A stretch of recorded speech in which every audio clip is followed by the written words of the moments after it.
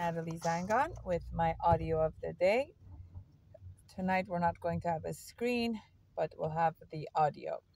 So there was a request for me to do a longer video regarding the emotional state and the feeling, and I wanted to share something that's, I think, extremely crucial and important, and it's about thriving versus surviving. What happens that some people go through life in more of a surviving mode, whereas others go through life in mode of a thriving. Surviving would be people who are trying to manage their day-to-day life and task to survive, simply to survive, be able to get up, do their thing, come back, and go to sleep. They worry more, they're anxious, they're nervous. Their nervous system is more activated, they worry more, they're concerned, they're anxious. They have a hard time with naming their feelings and being able to be conscious of their emotion. Whereas the people that are in the thriving mode, they're able to thrive and make the best out of life, think of future, be more optimistic, excitement, charismatic, more future oriented, and have hope and ambition for what the future holds. So the survival mode really usually happens. There's a few factors. We have the nature versus nurture, the temperament. Part of it can also be the temperament of the person. People who have lower level of serotonin and dopamine and oxytocin, which are the chemicals and neurotransmitters that are the happy chemicals in the brain. When they have a lower level of that, they will be more a low tone and can be more sad and depressed, whereas people that have a healthy level of it can overcome life more. However, there is another factor to it that has to do with the mothering or the first attachment figure that the child and the infant is exposed to. So many people assume that humans come into this world, infants, babies come into this world wanting to love, wanting to share, care, have compassion, connect, embrace. The reality is not so. Human beings do not come into this world with the ability of compassion, empathy, and connection. This is a certain part of the brain that has to develop based on the modeling and the connection and the attachment the infant gets from the attachment figure, which is usually the mother. Even the course of pregnancy can have an impact as well. The human being has the frontal lobe part of their brain, which it holds the executive functioning, and the frontal cortex, which has to do with emotions and feelings. And then you have the cerebellum and the amygdala, which is the back of your brain. That's more of like your animalistic and survival brain, which when that's enlarged, that means you're more into the survival mode versus the frontal part of your brain. The front part of your brain, that's where the emotional intelligence, emotional connection develops. So how does that develop? As we said, first we have the chemicals and the things that you're born with, and second we have the relationship you create. So there was a person named Bowlby, which is like the father of attachment theory, and Mary Ainsworth, which they did a research about children who were left in the orphanage to find out why they were brought up the way they were. Why weren't they more thriving? Why weren't they more attaching as they grew up?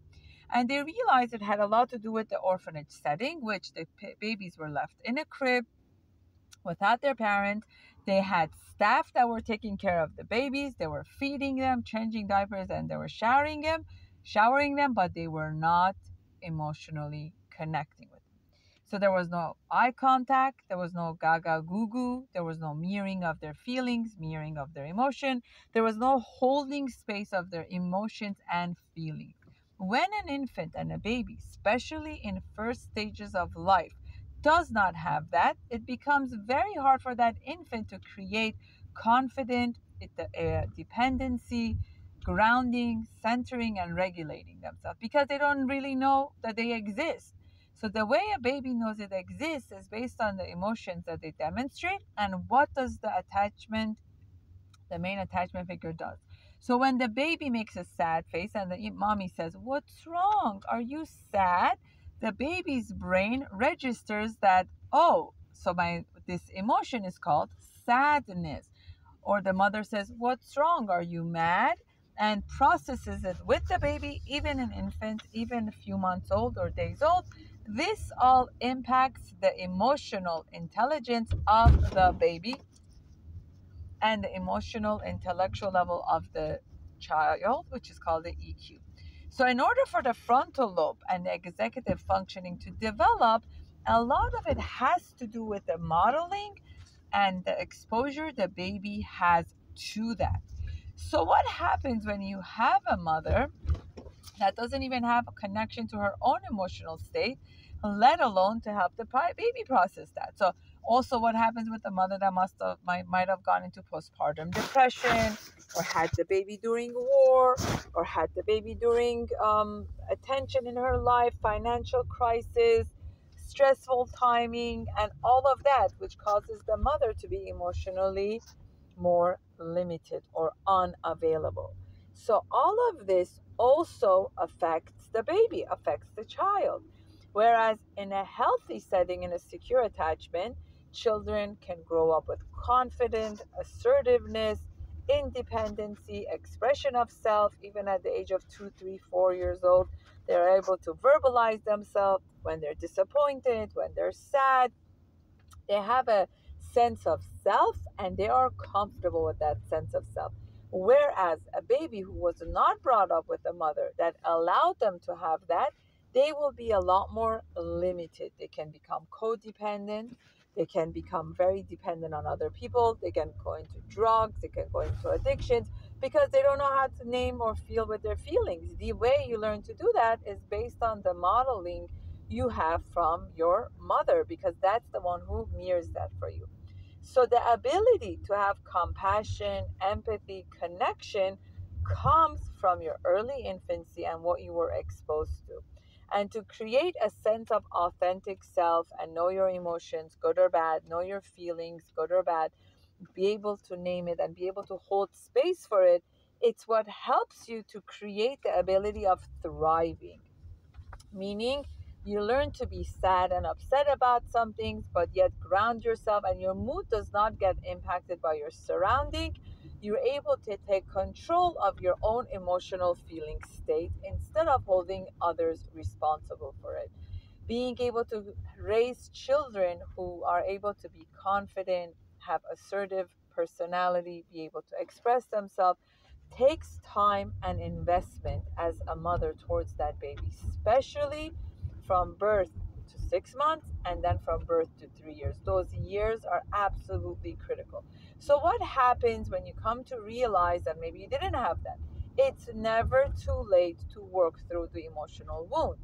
A lot of it has to do with slowing down and looking within and seeing what's going on.